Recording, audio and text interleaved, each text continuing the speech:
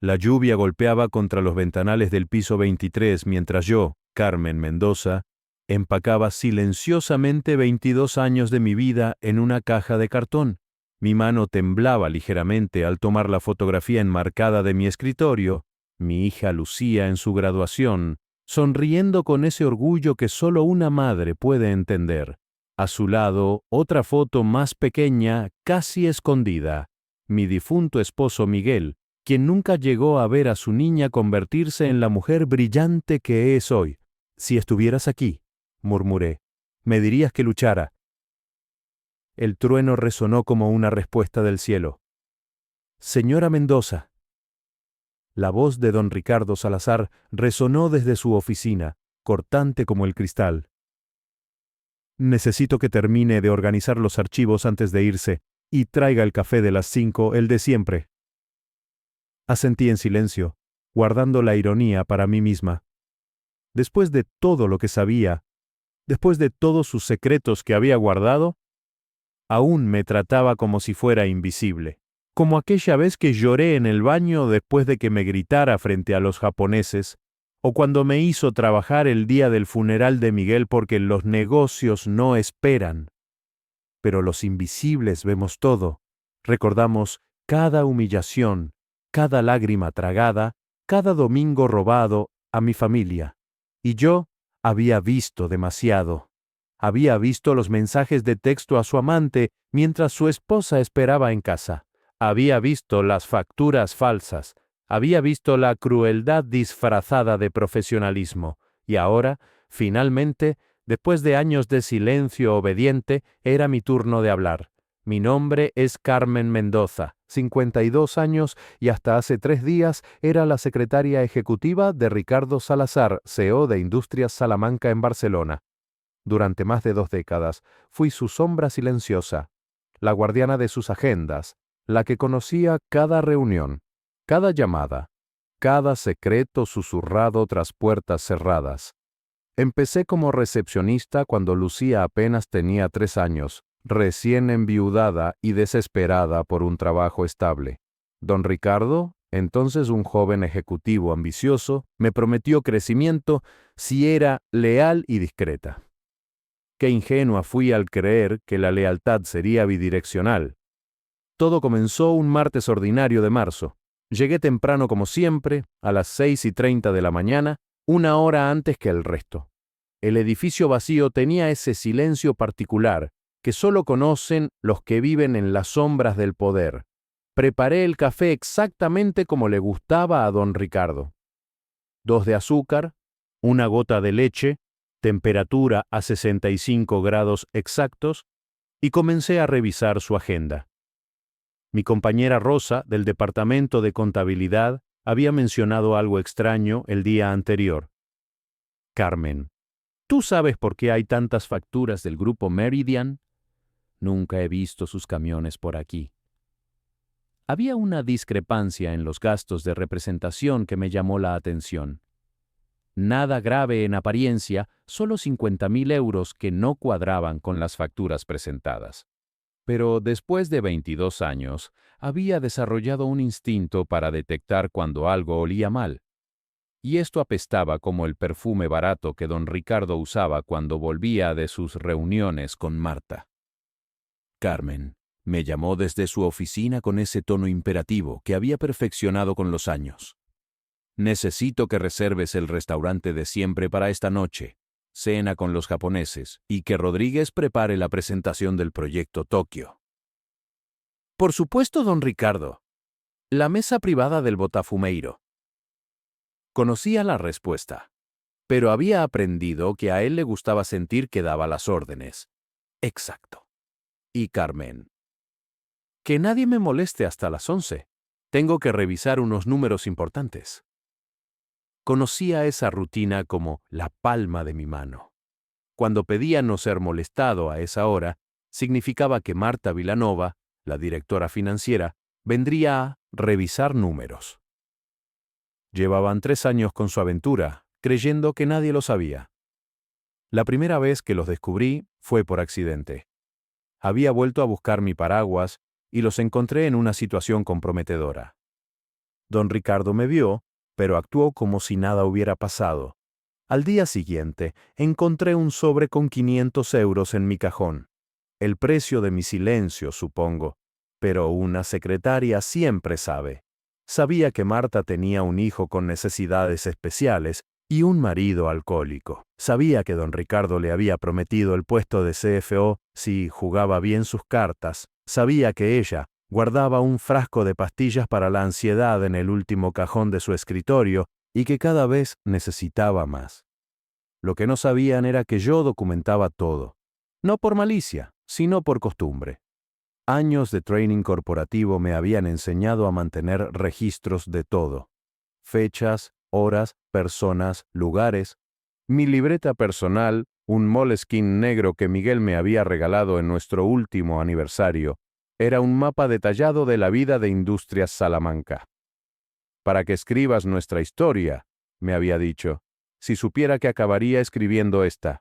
El problema real comenzó cuando descubrí que esas discrepancias no eran errores.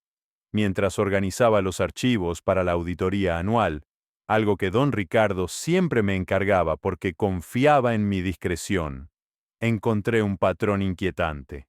Facturas duplicadas con números de serie alterados, proveedores fantasma registrados en direcciones que no existían, contratos inflados con cláusulas añadidas a mano después de las firmas. Todo apuntaba a un sofisticado esquema de desfalco que se remontaba a años atrás. Mi pulso se aceleró cuando encontré un contrato del Grupo Meridian por 2,3 millones de euros. La dirección correspondía a un edificio abandonado en Hospitalet, que yo conocía bien. Allí había vivido mi hermana antes de que lo demolieran hace 5 años. Rosa tenía razón, algo no cuadraba. Esperé a que todos se fueran y accedí a los archivos digitales. Lo que encontré me heló la sangre. Transferencias a cuentas en Andorra, pagos a políticos locales camuflados como consultoría, incluso sobornos a inspectores de Hacienda. Pero lo peor fue descubrir mi propia firma falsificada en varios documentos. Me habían convertido en cómplice sin saberlo. Al principio pensé que era cosa de Marta. Tenía acceso a las cuentas, firmaba las autorizaciones y su situación personal la hacía vulnerable. Pero luego encontré los emails en la carpeta de borradores que don Ricardo creía haber eliminado. No solo lo sabía, lo orquestaba todo. Habían desviado casi 3 millones de euros en 5 años.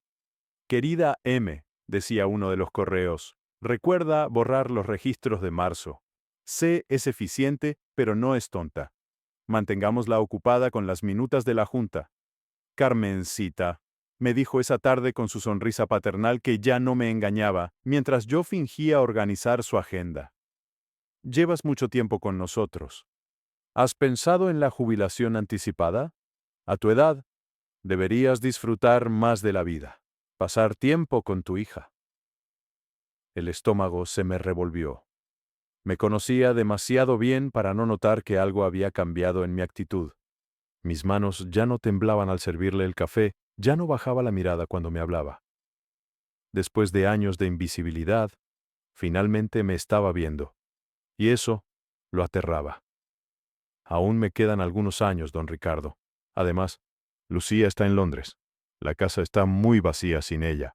Mantuve mi tono neutral, el mismo que había perfeccionado durante décadas. Bueno, con los recortes que vienen, la Junta está presionando. Hay un paquete de indemnización muy generoso. Piénsalo, no todos tienen esta oportunidad. Su amenaza era sutil pero clara.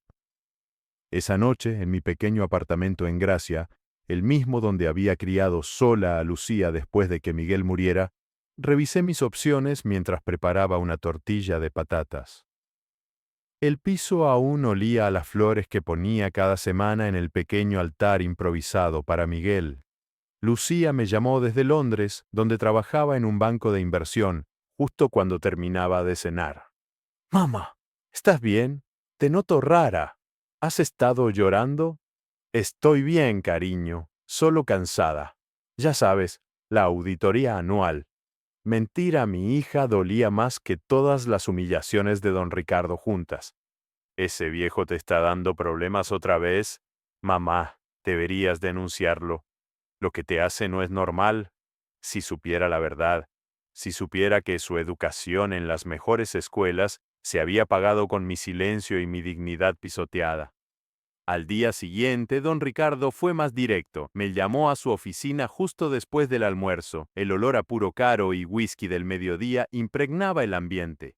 Marta estaba allí, con su traje Chanel y su expresión de superioridad mal disimulada, evitando mi mirada como quien evita ver un accidente en la carretera. Carmen, hemos decidido reestructurar el departamento. Tu puesto será eliminado el viernes. Es lo mejor para todos. Su tono era frío, profesional, el mismo que usaba para despedir a los empleados que sabían demasiado. La secretaria nueva, Vanessa, de 28 años y falda demasiado corta, esperaba en la antesala. Ya tenían mi reemplazo, una más joven, más moderna, más dispuesta a callar. Entiendo, respondí con una calma que no sentía. Mi mente ya estaba calculando, planificando. Puedo preguntar por qué. Mi evaluación del año pasado fue excelente.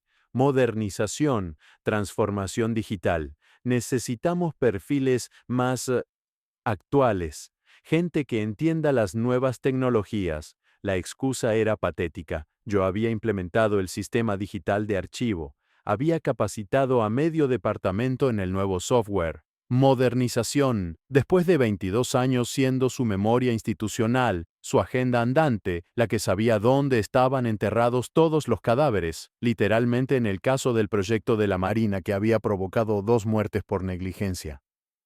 Por supuesto, la indemnización. Mi voz no tembló. Miguel estaría orgulloso. Legal, ni un euro más, intervino Marta con frialdad. Y por supuesto, esperamos tu discreción. El acuerdo de confidencialidad que firmaste sigue vigente. Ahí supe que esto no era sobre modernización, era sobre silencio, sobre enterrar la verdad antes de que alguien la desenterrara. Volví a mi escritorio y continué trabajando como si nada. Sonreí a Vanessa cuando vino a aprender el sistema. Pero esa tarde, mientras ellos estaban en una reunión con los inversores de Dubái, hice algo que nunca había hecho antes. Accedí a los archivos confidenciales de contabilidad usando las claves que don Ricardo, en su arrogancia, nunca había cambiado desde que yo misma las configuré hace años, el cumpleaños de su primera amante. Lo que encontré fue peor de lo que imaginaba. No solo era desfalco. Había sobornos a funcionarios del ayuntamiento para conseguir licencias, evasión fiscal a través de una red de empresas pantalla, cuentas en Andorra y Suiza, un entramado de corrupción que salpicaba a medio consejo de administración. Encontré pagos a periodistas para enterrar historias, amenazas veladas a exempleados, incluso un informe médico falsificado que había causado la muerte de un trabajador de la planta de Tarragona. Mi estómago se revolvió cuando vi mi nombre en varios de estos documentos. Me habían usado como tapadera durante años. Esa noche no dormí. Las pastillas para el insomnio que tomaba desde la muerte de Miguel no hicieron efecto. A las 3 de la mañana tomé una decisión. Si querían guerra, la tendrían, pero a mi manera. Como Miguel siempre decía, la venganza es un plato que se sirve frío, pero la justicia se sirve cuando está lista. Durante mis últimos 3 días recopilé meticulosamente toda la evidencia. Trabajé con una eficiencia que no había sentido en años. Cada correo importante, cada transferencia sospechosa, cada contrato fraudulento fue copiado, fotografiado, documentado. Usé la cámara que Lucía me había regalado para mi cumpleaños, ironías de la vida. Grabé conversaciones usando la aplicación del móvil, aprovechando que don Ricardo siempre hablaba alto cuando creía que nadie importante lo escuchaba. Incluso las grabaciones de las cámaras de seguridad que mostraban a Marta sacando documentos que luego aparecían destruidos fueron copiadas. El guardia de seguridad nocturno, Paco, cuyo hijo había conseguido trabajo gracias a mi recomendación, me debía un favor. Encontré reservas de hotel bajo nombres falsos cuando supuestamente estaban en viajes de negocios, gastos de joyería camuflados como material de oficina. Incluso cocaína comprada con tarjetas corporativas y registrada como servicios de limpieza especializados. La red era más grande y más sucia de lo que jamás imaginé. El jueves por la tarde, mientras empacaba mis últimas pertenencias bajo la mirada vigilante de Vanessa, mi teléfono sonó. Doña Isabel Ferrer, la presidenta del Consejo y accionista mayoritaria. La mujer que había heredado el imperio de su padre y lo había convertido en lo que era hoy, una leyenda del empresariado catalán que rara vez se dejaba ver en la oficina. Carmen, Ricardo me dice que te vas. Es una pena perder a alguien con tu experiencia. Tu trabajo en la organización de la gala benéfica del año pasado fue impecable. Las cosas cambian, doña Isabel. A veces es mejor retirarse a tiempo. Mi voz tenía un dejo de amargura que no pude ocultar. ¿Está todo bien? Suenas diferente. No como la Carmen que conozco. Esta era mi oportunidad. Isabel Ferrer era de la vieja escuela, una mujer que había construido el imperio familiar con sus propias manos, que había luchado contra el machismo del mundo empresarial cuando era aún peor que ahora. No toleraba la deshonestidad. Su padre le había enseñado que la reputación era el activo más valioso de una empresa. Doña Isabel, ¿podríamos hablar en privado? Hay algo que debería saber, algo que afecta directamente al legado de su padre y al futuro de la empresa. El silencio al otro lado fue largo, tanto que pensé que había colgado. Casi podía escuchar su cerebro analítico procesando el subtexto de mis palabras. Mañana a las 7 de la mañana, en mi despacho, sola y Carmen. Ven preparada para contarme toda la verdad. Esa noche preparé mi presentación como si fuera la defensa de una tesis doctoral. Organicé las pruebas cronológicamente, creando una narrativa clara del deterioro ético de la empresa. Imprimí los documentos clave, los organicé en carpetas codificadas por colores. Copié todo en varios USB. Uno lo envié a Lucía con instrucciones de abrirlo solo si me pasaba algo. Otro lo guardé en la caja de seguridad del banco. Si iba a hacer esto, lo haría bien, no por venganza, sino por todas las Cármenes invisibles que vendrían después de mí. A las 7 de la mañana en punto, estaba en el despacho de doña Isabel, una oficina austera en el ático del edificio, lejos del lujo ostentoso de don Ricardo. Las paredes estaban cubiertas de fotos en blanco y negro, su padre con Franco, con Pujol, con los Reyes, historia viva del empresariado catalán. Ella estaba de pie junto a la ventana, contemplando la ciudad que despertaba, vestida con su característico traje negro. Tienes 30 minutos, Carmen. Convénceme de que vale la pena escucharte. No necesité tanto. En 20 minutos, su rostro había pasado del escepticismo educado a la incredulidad, y finalmente a una furia contenida que hacía temblar ligeramente sus manos. Cuando le mostré su firma falsificada en varios documentos, tuvo que sentarse. Cuando terminé, se quedó mirando por la ventana en silencio durante lo que parecieron horas. ¿Cuánto quieres por esto? Su voz era acero puro. No quiero dinero, doña Isabel, solo quiero justicia. Y mi indemnización correcta después de 22 años de servicio impecable. Quiero poder mirar a mi hija a los ojos sin vergüenza. Quiero dormir sin pastillas. Quiero recuperar mi dignidad. Se giró hacia mí y por primera vez en todos estos años vi lágrimas en sus ojos. Mi padre construyó esta empresa con sus manos. Sabel, me decía, el dinero va y viene, pero el honor es para siempre. ¿Cómo dejé que pasara esto? ¿Por qué no viniste antes? Su pregunta no era acusatoria, sino genuinamente curiosa, porque era leal, porque necesitaba el trabajo, porque nadie escucha a las secretarias. Pero sobre todo, porque hasta ahora no tenía pruebas suficientes. La lealtad debe ser mutua, doña Isabel. Ellos rompieron el pacto primero. Asintió lentamente, componiendo su expresión de vuelta a la máscara de hierro que el mundo conocía. Déjame esto, no hagas nada más, no hables con nadie. Y Carmen, gracias. Has salvado el legado de mi padre. El viernes, mi último día oficial, llegué a encontrar un ambiente extraño. El edificio zumbaba con una energía nerviosa.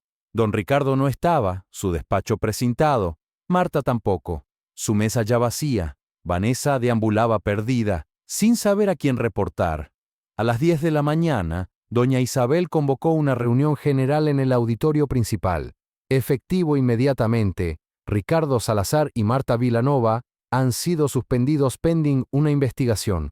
La policía económica ha sido notificada. Los mozos de escuadra están en camino. Cualquier empleado que tenga información relevante debe presentarse ante el departamento legal. El murmullo en la sala fue ensordecedor. Vi caras de shock, de miedo, algunas de alivio. Rosa me buscó con la mirada y articuló un silencioso «gracias». Yo permanecí en mi escritorio, terminando de empacar tranquilamente mi colección de plantas, los dibujos de Lucía cuando era pequeña, la taza que Miguel me había regalado. A mediodía, cuando los agentes ya se habían llevado cajas de documentos y varios ejecutivos habían sido llamados a declarar, doña Isabel se acercó a mi escritorio. Detrás de ella, un hombre que reconocí como el director de Recursos Humanos. «Carmen, ¿podríamos hablar un momento?» En su oficina, me entregó un sobre. Sus manos, noté, ya no temblaban. «Tu indemnización, he añadido una bonificación por servicios excepcionales a la empresa. También hay una carta de recomendación y algo más». El cheque era por 5 veces lo que legalmente me correspondía.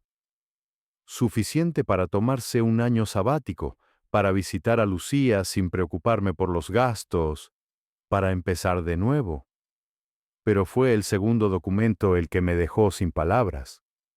«Hay otra cosa», continuó, con algo parecido a una sonrisa. «Necesito a alguien de confianza que me ayude a limpiar este desastre. Alguien que conozca la empresa desde dentro, que entienda sus sombras. El puesto de directora de compliance está disponible.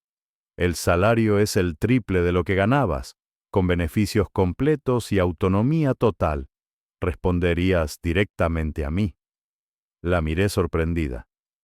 «Doña Isabel, yo no tengo un título universitario, soy solo una secretaria». «No», me corrigió firmemente. «Eres la mujer que salvó mi empresa. Eres la que vio lo que todos los demás eligieron ignorar.